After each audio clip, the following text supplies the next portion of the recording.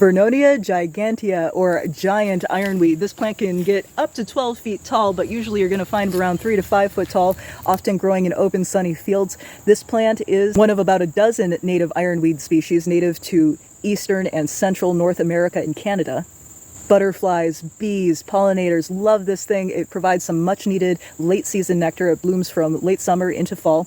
And the stems on these guys, the reason why it's called ironwood is because it's got these real rigid stems, and bees will actually sleep in here over the winter. They get up in that stem and overwinter in the stem. So if you care about your native bees, please don't cut these things down in the fall. Let them stand, and the hollow stems is where those little bees will find their home until spring. Because this plant can tolerate a wide range of soil types, and because it is so beneficial for local pollinators, it is an excellent candidate for eco-punk gardening. That is, taking those seeds and spreading them out to places that need a little help, if you know what I mean. Abandoned lots, roadsides, disturbed areas. They turn a rust color once they go to seed.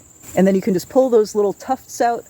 I like to combine my native wildflower seeds with some mud and toilet paper and roll it into a little ball. And that way I can toss it into hard to reach areas. Sometimes when you've got these little tiny seeds, they just kind of like, oof, where'd it go? The wind takes them the wrong direction. So if you want them to land in a specific area, mix them with a little mud and toilet paper, let it dry, and you have a little clay ball that will disintegrate when the rains come.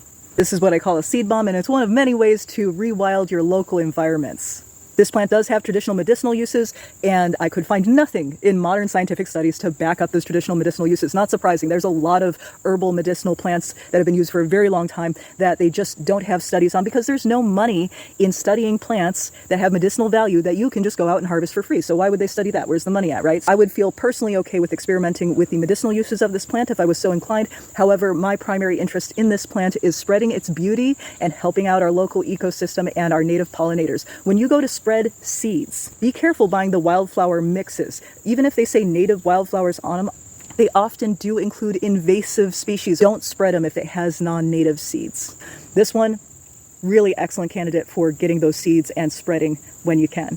And if you're interested in eco-punk gardening and spreading native wildflowers around your neighborhood, I've got a book for you. It's called Eco-Punk Foraging: How to Use Wild Plants for Food, Medicine, and Crafts. It is available on Amazon. Also, for a limited time, I'm going to be doing a series of book readings from the book, front to back, on my YouTube channel. So if you're not already subscribed to my YouTube channel, head on over there. Melanie Weird, or @ThatWeirdPlantLady is my handle on YouTube. Find me there, subscribe to the channel, and I'll be reading this in 5 to 10 minute increments, front to back. And when the series is done, I'm going to move it over to the members area. So it's only going to be available on YouTube for a limited time, but yes, you can hear me read the book over there as well. All right, take a look around your local neighborhood, see what kind of plants are blooming, keep an eye out for when they go to seed so that you can spread that beauty to other places that need it, and I will see you next time.